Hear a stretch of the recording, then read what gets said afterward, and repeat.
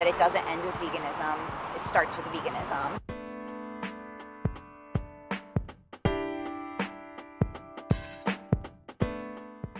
Hey guys, and welcome to another Veg Inspired video. We have a treat for you. Today we have Leila Sleiman here to tell you all about her vegan journey and lots of tips. So sit back and enjoy this video. Thank you so much for your time. Kathy, sure. How are you? Good. Excellent.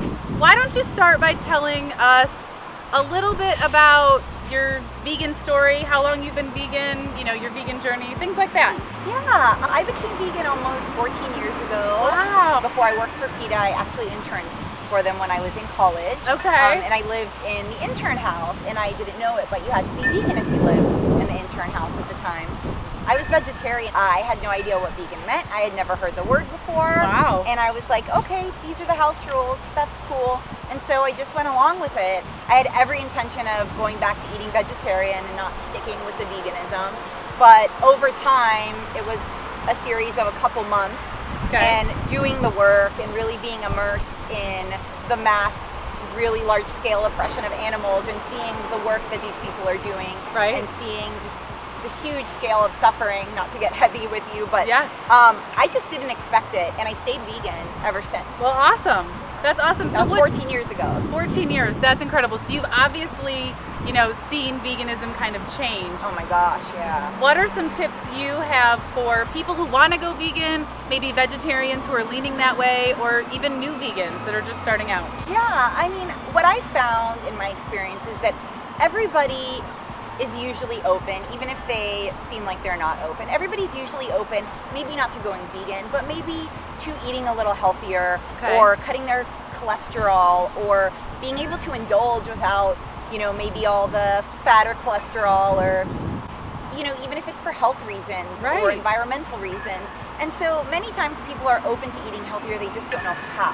Now, in 2018, we have so many resources at our fingertips, whether it be the internet, recipes, yep, Facebook groups, or even friends or family that maybe are vegan or know somebody who's vegan. Okay. And so I really would encourage people to start seeking out those things. If, you know, maybe go vegan with a friend or brother or sister. That's a great idea. Yeah, or your partner, and kind of like a workout buddy. Yeah, somebody to hold you accountable. That's Yeah. an excellent idea. Yeah. Okay, so we talked a little bit about your tips for new vegans or people just looking, you know, for the accountability buddy. Why don't you tell us your favorite food to veganize? Okay, if I had to choose one food, I love dessert, chocolate. I'm that weird person that can eat kale salad every day if I had to, as long as I can have something really decadent. It has to be chocolatey. So ice cream or cupcakes or just chocolate or cookies. And nowadays, you know, between the Ben & Jerry's and the Haagen-Dazs and the So Delicious, you know, yes, there's just an array of products that we didn't have before that's just ruining my waistline. Yeah, they've just, all these vegan products have Yeah. totally made it so easy now. Such a game changer. I mean, So there's no easy. excuse anymore. I mean, there's all the flavor, all the decadence, everything you can ever want with, you know, none of the cruelty. The It's great. benefits. So definitely Healthy. the chocolate. And people don't realize that even if you're a baker like I am and making it at home, it's so easy to swap out for sweet recipes. Yes. You know, there's a boxed egg replacer, but you can also use like a can of soda, or you Okay. can use applesauce, or you Right. can use oil, like any vegetable oil, or smashed bananas, or even like a flax water mix. I mean, to replace the eggs, it's so easy. And you can Exactly. usually have some of these things laying around the house that you don't even need to buy. Yeah, and the internet, as you mentioned before, is a wealth of information. I mean, you could probably Google, you know, egg replacer for cupcakes or vegan cupcake, and you probably would find a recipe. Yeah, So, and 12 different options. exactly, and it would be certain to have chocolate. There's definitely a chocolate It's a one. must. Okay, so let's back up a little bit. You've worked in animal rights, so tell us how somebody who's maybe interested in that, how they could get started, or maybe give us, you know, an idea of, you know, some things that you did in animal rights to, you know, different ways people can be activists or work or volunteer in animal rights. Yeah, you know, I think it's important that viewers know that there's not just one box. So unfortunately, the scale of animal suffering ranges everything from dogs and cats that we share our homes with, to factory farmed animals, to fish being caught in nets along with sea life in the sea, to animals being used for clothing so unnecessarily, and animals being tortured in experiments. So pick your poison, unfortunately. So the silver lining to that is that there's got to be something that can touch somebody's heart. You know, for some folks it's the pigs in crates. For others it's you know, the beagles and the rabbits. Maybe they grew up with rabbits and it's the bunnies and the labs. And so there's so much that you can do. You can go to your local, you know, shelter for pet animals in your town. You can find an activist group that maybe will protest the circus when it comes to town. You can start your own group. You can get resources from PETA or any other group. They can send you resources. They can help plan it to make sure that, you know, you're safe and you're within the laws and all that, but that you also can get out there and use your voice when, you know, you feel that it's necessary. That's good information that the other nonprofits or that the larger nonprofits will provide help and support to really support people who want to make those activism. Oh, the other thing I also wanted to say is that people can, number one is to go vegan, I would say.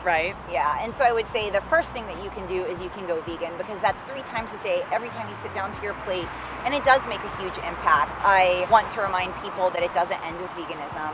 It starts with veganism. And it shouldn't be looked at as an endpoint. And I worry that a lot of new vegans might think like, I'm vegan, that's it. And I want to say, no, that's not it. It's just the beginning. You know, there's so many more animals that need your help. And, you know, not everybody is cut out to hold a sign in someone's face and be confrontational, although it doesn't need to be confrontational. Not everybody's cut out, you know, to leaflet, but you can help dogs, cats, rabbits, hamsters in your local shelter. You know, there's plenty place for introverts in the movement. Well, that's good to know. And there's probably ways that they can make even monetary donations or support their local sanctuaries and organizations. Definitely. Like any farmed animal sanctuary in your area. There are so many across the country that I would also encourage folks to look that up, be able to go visit and make a connection with the farm animals, because I know that is a huge thing that people have talked about, that they've experienced, and has really completely changed their lives. Going and seeing animals was always a joy for me, and now I can go to the local shelters and volunteer, or I can go to a farm sanctuary and make those connections. So I encourage you, if you were like me and you probably love animals if you're watching and you want to make those animal connections, visiting the sanctuaries is an excellent idea. Yeah, and you know, people need to understand that animals used for entertainment, and for the majority of zoos also, you know, they're animals in captivity, and even as a child sometimes you can see that they might not be getting the same experience that a human being is getting out of it, like a joyful experience. And so, you know, just something to think about. Yeah, I mean, definitely something to think about. So let's talk a little bit about what you're doing now for the animals. I know you're vegan, you said it doesn't end there. So where can people maybe find you or find more about what you're doing? My best friend Natalie Fristick and I, we started Pittsburgh VegFest. And so it's a big free community festival that's all vegan here in the city. It takes place in this beautiful park where we are right now. So that's awesome. There might be a Veg Fest in your city also that you want to go to. And so that's a great also idea for folks. We started a nonprofit called Justice for Animals. And JFA does maybe protesting or does animal rescues and is a tool to be able to do things like the Pittsburgh Veg Fest. We're active in speaking to city council if, you know, there's something that's up for discussion about something that can help animals. I would say we very much try to support vegan options for food in our city, and things like that. So Pittsburgh Veg Fest is the biggest yearly festival though, and it's happening August 4th this year. It's on a Saturday. From 11 to 5. And you said it's free. Yeah, it's totally free. We will have all the best vegan food in Pittsburgh. We'll have local small business vendors selling crafts and art and, you know, soaps, and all vegan, of course. A lot of animal welfare groups that will either be, you know, selling merchandise or signing up volunteers or adopting out animals. So it's really awesome. That sounds great. I want to thank you so much for your time. Thank you. It was wonderful having you, and you definitely provided some great insight into veganism and just you know, how people can get more active for the animals. Let's leave our viewers with one last thought, one last thing that you want to tell them. Well, I would encourage your viewers, if they're not already vegan, to make a commitment to go vegan maybe for 30 days or a year or however long. Yeah, and maybe have a friend along with them. Okay. If they are already vegan, I would encourage them to maybe get active for animals in a different way, maybe a way they thought about but have been scared or haven't made the time to, kind of like a resolution, mid-year resolution. Love it. Do something else for animals in addition to your veganism. Get active in a different way, even if it's just volunteering, you know, at a sanctuary or an animal rescue group, even if it's as simple as that.